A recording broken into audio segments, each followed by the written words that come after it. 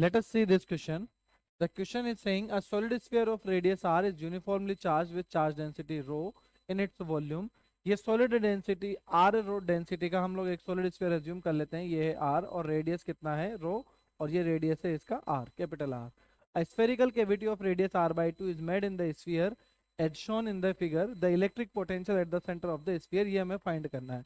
एक केविटी हम लोगों ने यहाँ पे माना है, तो इस केविटी को अज्यूम करने के बजाय हम लोग एक मान लेते हैं कि यहाँ पर माइनस रो डेंसिटी का एक और सॉलिड स्फीयर है जिसका रेडियस है हमारे पास में r/2, और इसके सेंटर पर हमें, सॉलिड स्फीयर के सेंटर पे हमें इलेक्ट्रिक पोटेंशियल निकालना है. तो जो ये क्वेश्चन हमसे पूछा गया है इसका कंसेप्ट है potential due to solid sphere, potential due to solid sphere. और डेंसिटी की फॉर्म में जो पोटेंशियल का फॉर्मूला हम लोग यूज करते हैं वो होगा V is equals to rho divided by 6 epsilon naught 3r² minus r², जहाँ पे कैपिटल R है रेडियस और स्मॉल r जिस जगह पर हमें पोटेंशियल निकालना है. तो पहले हम लोग सॉलिड स्फीयर के सेंटर पर निकालते हैं potential due to solid sphere, potential due to potential due to solid sphere at centre, at centre.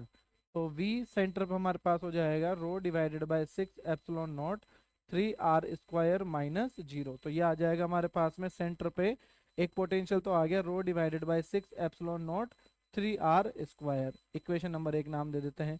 ये तो हमारे पास किसकी वजह से हो गया, पूरे सॉलिड स्फीयर की वजह से. अब अगर केविटी की वजह से निकाले तो देखिए केविटी की रेडियस है r/2 और किस पर निकाल रहे हैं हम लोग, सरफेस पे. तो सरफेस पे स्मॉल r की वैल्यू भी कितना हो जाएगा r/2. तो ये निकालते हैं potential due to cavity, potential due to cavity at surface. तो सरफेस पे निकालने के लिए VC इज इक्वल हो जाएगा हमारे पास में rho divided by 6 epsilon naught 3, radius हो जाएगा r/2 का स्क्वायर माइनस डिस्टेंस भी सरफेस पे कितना हो जाएगा r/2. तो ये आ जाएगा हमारे पास r/2 का स्क्वायर. तो ये आ रहा है हमारे पास में रो बाई, अब डेंसिटी कितना हो जाएगा नेगेटिव, तो यहाँ पर डेंसिटी हम लोग लिख लेते हैं नेगेटिव. ये आ जाएगा हमारे पास में 3r/2 का स्क्वायर माइनस r/2 का स्क्वायर. तो ये हो जाएगा हमारे पास में 2r/2 का स्क्वायर. तो इसको कितना लिख सकते हैं हम लोग, माइनस का रो बाई 6 एप्सिलॉन नॉट, ये 2r²/4 हो जाएगा. या इसको हम लोग ऐसे लिख लेते हैं, इसको ऐसे छोड़ देते हैं, ये VC आ जाएगा. ये हमारे पास आ गया इक्वेशन नंबर 2.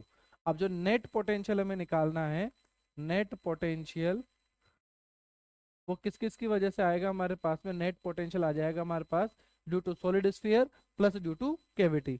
तो हमारे पास सॉलिड स्फीयर की वजह से कितना आया था 6 rho upon 6 epsilon naught 3r². ये तो आ रहा है हमारे पास में rho divided by 6 epsilon naught 3r², और केविटी की वजह से आ रहा है minus rho divided by 6 epsilon naught 2, या इसको हम लोग लिख सकते हैं r²/2. ये हो जाएगा हमारे पास में.